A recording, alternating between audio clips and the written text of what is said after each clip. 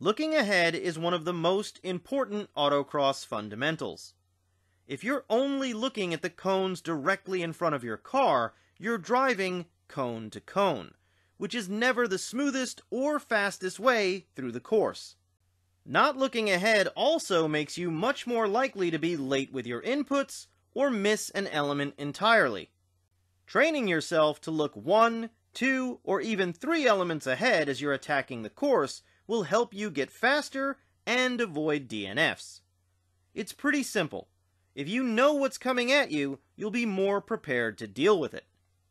In this video, I'm going to use an overhead view of a course to briefly break down the basics and benefits of looking ahead.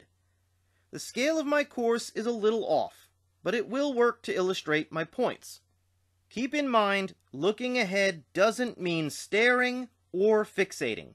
It means scanning and shifting focus. A crucial aspect of looking ahead is making sure you don't overlook any elements or important cones. Looking ahead can also mean looking through an element and looking across the course. When you pull up to the starting line, you'll have some time before you launch. This is a great opportunity to scan the elements ahead of you while you're not moving. You want to assess each element to determine which one presents the biggest challenge or which cone plays the biggest role in your ability to attack an element or the element that comes after it. Your primary goal is to identify your first major input after the initial elements. On this course, the Chicago box is the first big challenge. You can easily hit a cone or lose a lot of time if you don't attack it correctly. While you're waiting at the starting line, scan the offset cones, the chute, the 2 cones going left, and finally, the Chicago box. In order to set up your entry into the Chicago box, you need to backside the second cone in the previous element. So that cone is the first important cone. Looking at each individual element makes you less likely to DNF. I've seen many people fixate on the first important cone and miss the first element after the starting line. As you exit the offset cones, looking ahead through the chute at that second cone will make it easier to position your car to properly attack the Chicago box. Once you've set your line to backside that cone, look ahead to the Chicago box entry cone so you can backside it too. As you exit the Chicago box, look ahead to where you want to enter the sweeper, then glance across the course at the single cone after the sweeper. Note that you're going around it on the left, you want to be on that cone, and it's your hard acceleration point into the lane change. Once you spot that cone, look through the sweeper until you see it again.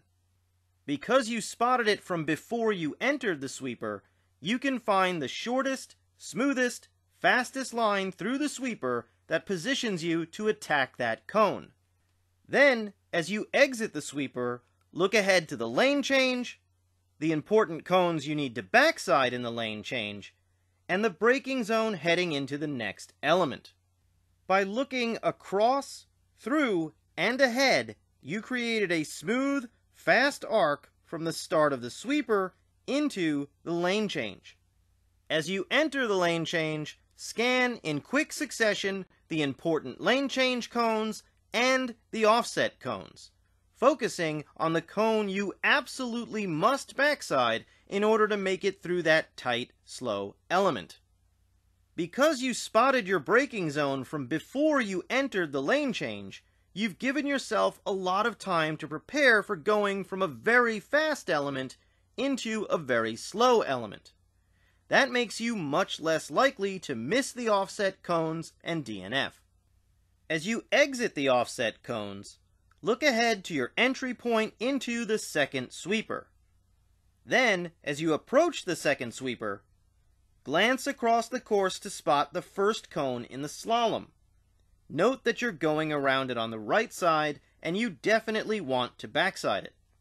Then look through the sweeper until you spot that cone again. Just like before, this allows you as much time as possible to prepare to attack that cone correctly. And as you approach the slalom, look at every cone you need to go around and the spacing between them. Right, left, right. As you enter the slalom, look through the slalom to your acceleration point and braking point into the offset cones. And focus on the first offset cone because you really need to backside it. It's important to scan the slalom cones and look through the slalom because looking around the slalom to the first offset cone makes you more likely to drive around the slalom and DNF. As you exit the slalom, you're looking ahead to the finish. Because you prepared to slow down and backside the first offset cone well in advance, you can now focus on getting around the second offset cone and getting hard on the gas into the finish without hitting any cones after the finish line, because that would be a DNF. Looking ahead takes a lot of practice, but it's a skill that helps improve all of your other autocross skills. And once you've trained yourself to look one element ahead, it gets easier to look 2 or 3 elements ahead. And the further you can look ahead, the further ahead of your competition you'll be.